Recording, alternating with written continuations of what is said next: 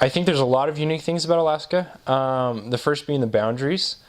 It's not just the state of Alaska, as you would know by looking at your call packet. It includes a sliver of Canada, which is the Yukon Territory, which that territory itself is actually larger than the state of California. So it's not just a sliver. So the missionaries that go there actually have to get visas and cross the border, and it's a blast. The church is actually really strong in Alaska. You'd be surprised. I think behind California, Arizona, Utah, Idaho, I think it's like the 5th most populated state with members, as in percentage of population. So of the 700 to 800,000 people, there's about 30,000 members, and that equates to about 7 stakes, and that equates to 7 zones in your mission. There's a temple in Anchorage. It's currently the 2nd smallest temple in the world. It was the smallest until they built a little awning that was heated for everybody to walk through and put their shoes off, take their shoes off. So it's absolutely tiny. It's right next to the mission home, so you actually get a chance to go to the temple quite a few times on your mission if you ask, and if you'd like, you go at least once a quarter, more if you ask. I guess another thing that's unique to the Alaska mission, I would imagine, is the way transportation occurs for transfers. There's about 130, 140 missionaries when I was there for my 2 years, and you could get transferred by car, by jumbo jet, like an airliner. You could get transferred by a bush plane. You could get transferred by a seaplane. Or you could get transferred by in a ferry. And so there's a lot of different ways you get transferred, and I got the privilege to be transferred by every single one of them. And those are all exciting experiences. No dog mushing, I'm sorry. That's unfortunate. It's everybody's dream, but you don't get transferred by dog. Yeah, in the mission itself, there's quite a few languages. Missionaries are called to speak English, they're called to speak Spanish, they're called to speak Tongan, Samoan, Hmong. We had a couple Russian-speaking elders when I was there, and a couple ASL elders when I was there. And then there's missionaries that get called from the Philippines to speak Tagalog. So, contrary to what you might believe, there's a lot of minorities in Alaska, and most of the reason that there are those minorities is because of work and jobs in Alaska. The oil fields are huge, fishing is huge, tourism is huge. So there's actually a large population of Polynesians in Anchorage and in Juneau. The church was introduced, if my memory serves me right, during the gold rush, the Alaska gold rush. There was an elder of the church who went up to, I believe it was Nome, to go and pan for gold and hunt for gold, and he was the only member of the church in the state. And so while he was up there, he started sharing the gospel and started a little branch. And after a little while, the church headquarters took notice, and so they ended up sending missionaries out to go and dedicate the area of Alaska for the purpose of missionary work. And there's a plaque down in Juneau, actually, on the side of a mountain where that actually occurred, where they said that dedicatory prayer. And it's really cool. One of the things that I think is awesome about it is that they bless the waters so that Satan can't have power over it, so that missionaries can be safe in their travels and helping other people. And it's really significant because you travel by boat sometimes, and you even teach people on the water. It's been growing like wildfire in Alaska. You can expect to teach tons. The people are just so ready. Alaska, as you'll know from U.S. history, was actually purchased from Russia for super cheap. Best deal the U.S. ever made on land. And as a result, the prominent religion of the indigenous people, or the natives, the Alaska Natives as they're called, is Russian Orthodox. So they're very orthodox in their beliefs, and there's a lot of like tribal and indigenous religions there. Yeah, unless you go to Whitehorse, unless you go to Canada, Yukon, you should call those people First Nations, because if you call them Alaska Natives, they'll be really offended. Canada believes in political correctness, and so they're called First Nations. Well, you get taken care of, number one. They get you the best they possibly can. So in the major cities and the major areas in the mission, you live in an apartment by yourself with your companion. There's a few, and I gotta live in one where you live with a member. and I lived with a member of the stake presidency in Fairbanks, which is amazing because you have this perfect relationship with the stake, and they can get things done for you. But there's a select few areas in the outskirts, what they call the bush, where you actually live in the church building. And I got to serve in one of those areas. It was called Metlakatla. It's just a small town of about 1,000 people, the most southern point in Alaska, most southern city in Alaska. And we would do everything in the church building. We would cook, we would clean, we would sleep, we would shower in the baptismal font with a hose, just kind of whatever you wanted. And so the church was our home. And there's a couple other areas where that happens. I guess something else that's significant about Alaska in terms of like living in life is almost every single companionship has a car. There's a couple areas where they don't, just because it's impossible to get a car there and it's small enough. But you would expect to drive between 1,800 and 2,500 miles a month on that vehicle. So some areas have trucks, like full-blown trucks, and others have just small little sedans. But that was something I enjoyed on my mission, and I gained 40 pounds because of it. It's because we drove absolutely everywhere. But it was super efficient and super fun, because that meant our reach as missionaries extended, and we were able to go hours out of my typical area sometimes to go and work in villages for a day or two and to come back. As for culture, I mean, you obviously have the culture of all the different minorities, but you can get that anywhere. I guess the most unique culture was with the Alaska Natives, or the First Nations people of Canada. And I got a chance to actually serve with both of them. I served on an Indian reservation in Alaska called Metlakatla, and I served in a Canadian village for the First Nations while I was in Whitehorse. And there are people that are very, I guess I'd describe them as stoic. They're very quiet, they're very reserved, but when you get to know them, they're some of the most generous and most loving people I've ever met in my life. It takes a little bit to like break down that trust barrier sometimes with a few of them, but oftentimes they're your best friends by the end of it.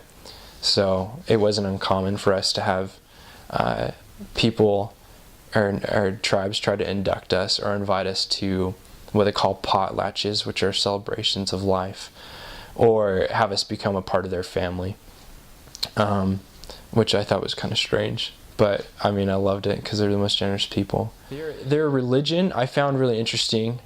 The indigenous religion I found really interesting, particularly because I found that it had a lot of similarities to the gospel of Jesus Christ. I taught a family while I was in one of these villages by the name of Smart's family, and the matriarch of the family was just this wonderful woman who would let us in, and we'd teach her twice a week. And periodically we'd come back and she'd say, "Elders, I had a dream." And she would describe a dream to us, and it would be something along the lines of her walking, and all of a sudden a man dressed in white appeared from heaven, and angels were singing around him. And she's like, "What does this dream mean?" Or another one, she was out of her, she had an out of body experience kind of in her dream, where she floated above her body and she floated into heaven, and she met these men who would tell her to listen to us and to listen to the things that we were teaching. And there's so those people, I guess, are really like visionary people that have the ability to receive revelation in that way. And so I really loved talking to them. One of the tragedies of the culture is that it's been really influenced by the settlers, or the people that colonized the areas. And so there's a lot of poor relations between what they call the white man and these tribes sometimes, where they had a Russian Orthodox priest or a Catholic priest come in and do terrible things to children in the boarding schools. And so there was a lot of barriers that we had to break down and trust with the people. But I found as I worked with the patriarchs or the matriarchs of these societies, anybody would let us in their door because they trusted so much and they considered us a part of them. And so it was a really special thing to be able to work with all these different tribes, from the Eskimos in the north to the Tlingit down in the southeast. They're all very unique and different, but they all have that bond, and they all really believe in their families. And so they were a lot of fun to teach and to work with. That was my favorite part and my worst part about, least favorite part about the climate in Alaska. Summer, you literally have 24 hours of sunlight, which is incredible, which means you can do missionary work from probably 4 a.m. all the way up till 11 o'clock, and people don't even care. People would be mowing their lawns at 2 a.m. So I got a chance to serve in a young single adult ward, and because it was summer, my mission president gave us permission to teach a little bit longer than normal. We'd teach up to like 9:30 and 10 sometimes. Nothing significant. So daylight was amazing. It was so easy to wake up. We'd wake up and go play basketball for our exercise. The world is happy. Everything's going great. But the flip side is terrible. It's awful. You would, in the winter, depending on where you are, in Anchorage you get about 6 or 5 hours of sunlight. In Fairbanks you get less. You get about 3 or 4. And if you're up in the Arctic Circle, you get 0 for 80 days straight. So basically what that equates to is you wake up, you do your studies in dark, you do your comp study in the darkness, and just when you're headed out at about 10 o'clock, the sun comes up and it's starting to come up. And then you go, you work for a couple hours, you eat lunch, and you go and you work, and by about 3 or 4 o'clock, the sun would be completely down and be pitch black. So you would have to do missionary work for 5 or 6 hours in complete darkness, which means nobody wants you in their house. I swear bedtime for children goes from like 8 o'clock to like 4 o'clock in the winter time. So we'd knock on doors at like 5 or 6 and people would say their kids are asleep, they couldn't let us in. And so it was super difficult. And the only way we could get through it is if we set appointments from people that we knew, that they would let us in at that time. With that, there's something called seasonal something depression. It's called SAD. There's a seasonal depression disorder. And that's super prominent in Alaska. There's a lot of depressed people throughout the winter because of that. And there's a lot of different mental illnesses that become prominent or surface because of that lack of light or that lack of vitamin D. So I worked with a lot of people with schizophrenia, with bipolar, with just depression. And part of it's because of that lack of light. And that also affects the missionaries. So I even felt myself be just physically drained throughout the day in the winter because you weren't getting any sunlight. So winters were really hard. You could kind of feel yourself just like deteriorating throughout the winter until the light came back. And then you'd get the light and it would be just glorious and amazing. And then you'd get the winter and you'd be deteriorating for an entire season. But it was fun. That darkness also means you get to see the northern lights, which are phenomenal. And you can see them as early as like 5 or 6 o'clock sometimes in the evening. You just get these lights, green lights, purple lights, blue lights, dancing in the sky. And they're just gorgeous and they're amazing. And I'm sad I don't get to see them every night like I do now. This was a funny experience to me. It was terrifying to my companion, but I sat there laughing the entire time. I was serving in Juneau, which it's a regular city, and we had knocked on a door of a potential investigator that we'd never met, and it was obvious that she was a hoarder, had drug influence in her life, and things weren't going too hot in her life. And so we walk in, kind of normal. You get the weed smell coming in, and you're taking a whiff, and it's exactly what's going on. And we're sitting there, and there's this guy. And he's maybe a total of 90 pounds, 5'8". He's listening to like this crazy death metal music, like Having Satan's Baby in his back room kind of thing. And he walks out with a letter opener that was in the shape of a sword. And he starts singing like this demonic song. And my companion freaks out. And he is tripping, like he's about to run out the door. And I grab his leg and I feel him, and he's reaching in his pocket for his pocket knife. I was like, Elder, no, we're not gonna fight this man. He's like, yeah, he's gonna kill us. I was like, no, there's no way this man can kill me. I could snap his wrist in half before he could even kill us. And so he kept singing death metal and like getting in our face. And finally, like, his wife just came over and calmed him down, but my companion literally had his knife out, blade open on his side, just ready to stab this man. And I'm just sitting there the entire time laughing in this man's face as he's singing death metal, high on probably more than weed and crack cocaine. And we walked out, and my companion started crying, and I was just laughing so hard because I thought it was the funniest experience I had ever had. So as you might know, temperature is one of the worst things in Alaska. The coldest temperature I saw was minus 55 degrees, including wind chill, while I was in the Yukon Territory of Canada. And so you can imagine, minus 55, minus 40 and below is miserable to tract in. But when you have nothing else to do, you have to tract. So we'd pull on our face masks, our eyelids would freeze shut, and we couldn't see anything, and all we were trying to do was get in a door. We were desperate, or else we were going to die, so we thought. So there's one time, me and my companion were in this situation, freezing. Nobody is letting us in. And we walk up to this house. And really common in Alaska is a duplex style, where you have two houses, and they have the same entryway. And so you walk in that first door, it's like a mud room, and then you knock on both doors. And my companion and I stand outside, and we're looking at this house, and it's an abnormally big house. And so we're like, okay, this has to be a duplex. This has to be. But we're desperate. So we look, and I was like, I don't think so. And my companion convinced me this was a duplex. So we look at the first door, like, definitely a duplex. We walk in, and it's split level. Stairs go down, stairs go up. I'm like, absolutely a duplex. And we walk down the stairs, and we're just like kind of getting warm and excited, like knocking off snow and mud off of our shoes. And we start knocking on this door, and I look at the handle, and there's no lock. And I turn around, and I look around, and we're literally in somebody's house knocking on their broom closet, just like their closet. And I was like, Elder Johnson, we're in somebody's house right now. And we're like, okay, sneak out. And we go to sneak out, and this man and his wife peer over from the top level and say, excuse me?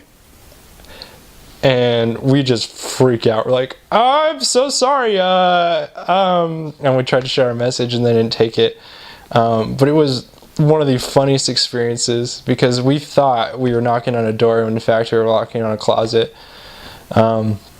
Needless to say, they didn't let us back. They didn't even let us further in their house because we were already in. And thankfully they didn't charge us with a B&E. But that was a strange experience. Obviously lots of crazy weather. While I was on my mission, I felt a 7.0 earthquake. There was a tsunami warning. We were caught in blizzards. Visibility was down. Overnight in one of the cities, they had over 17 feet of snow, and the National Guard had to be called in. The worst one I experienced was me and my companion were actually literally frozen in our apartment and could not get out. Every single window was frozen shut, and the doors were frozen shut. Even us kicking them didn't work. So we were trapped inside for an entire morning. Because of so many times I flew about 16 or 18 times on my mission. I got really accustomed to teaching on the plane. And my most powerful experience actually came on my flight home, where they give you a red-eye flight, and it's miserable because everybody wants to sleep. But I sat next to this woman who was just in the worst position she could ever be in her life. And it was really obvious that God had orchestrated it, that she had went to Alaska when she did, came home when she did, and sat next to me when I was returning home from my mission. She was struggling with some suicidal thoughts. She'd just gotten out of the hospital for trying to stab herself with a steak knife. She was struggling with an abusive boyfriend and all these things. And through the entire flight, I was able to open up the Book of Mormon and take her to the Savior and say, hey, listen, this is what you've been looking for. And she even said vocally, this is exactly what I've been looking for. One of the cool things about that experience was that she was genuinely prepared. When she was a little kid of maybe 6, her mom took the discussions from the missionaries, and she remembered guys with tags like mine going to teach her mom, but they disappeared and never came back. So when she sat next to me, I was the first missionary she had seen since she was 6 years old. And she said, instantly, she said and shared her life story with me and asked me for help. And it was so cool to be in that position to be able to help her. How to chop wood. No, I'm just kidding. I don't know. You learn everything on your mission. You learn it all. I think really though, it's all about loving an individual. If you can love, you can do it. Well, I know how to cut up a beaver for dog meat. That's good. But in terms of like life, I think working with other people and being able to understand them and not just listen and hear them, but be able to put myself in their shoes. It's all the small and simple things. Conversion is consistently acting in that which you know to be true. And so it really is about the simple things. And if you can do those daily things, you can do it. Well, they call it the best 2 years for a reason, obviously. And some people say it's the hardest 2 years. I don't necessarily believe that, because I think hard is something that's a perspective of our attitude. And I think if you have the right attitude, things aren't hard, because you can do anything through Christ. I had an interesting mission. I served in a lot of different areas, in a lot of different capacities. And I really felt that I was to serve in Alaska for a couple reasons. Number one, for my mission president. Number two, I felt like I was there to really work with the area and prepare for the future. So I felt like I was Johnny Appleseed, just planting seeds left and right. And so I did a lot to organize areas, to create maps, to work with members, to repair relationships with members. There was an area I was called to where they hadn't baptized anybody in 14 years or so. And me and my companion ended up finding and baptizing a family and working with that family. Just a really, really special experience.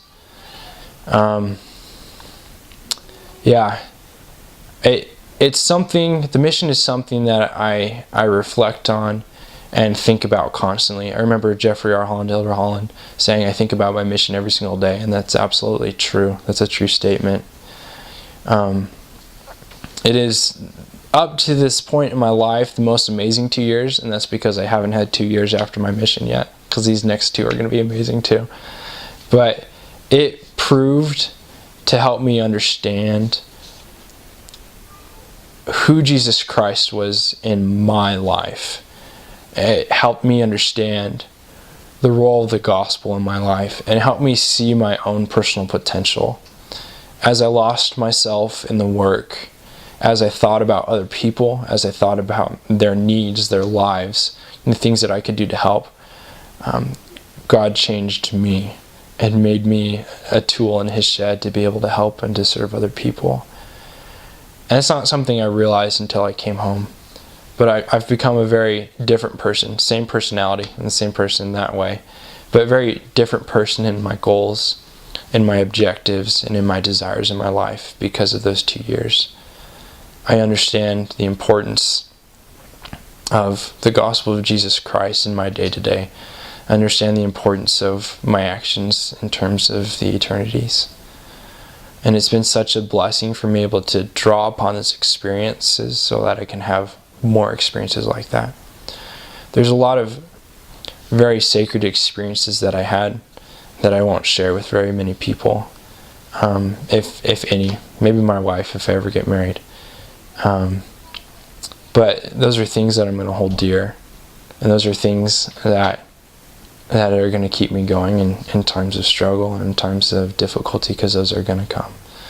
But I know for you missionaries that are preparing, that if you enter into your mission sincerely, with real intent, hoping to consecrate those time, that 2 years, to God and to those people in Alaska, that they will be consecrated, that they will be able to experience the atonement of Jesus Christ in their lives to a degree that you may haven't even experienced yet. And so I would hope that you would strive to have those similar experiences with Christ, because He wants to have them with you.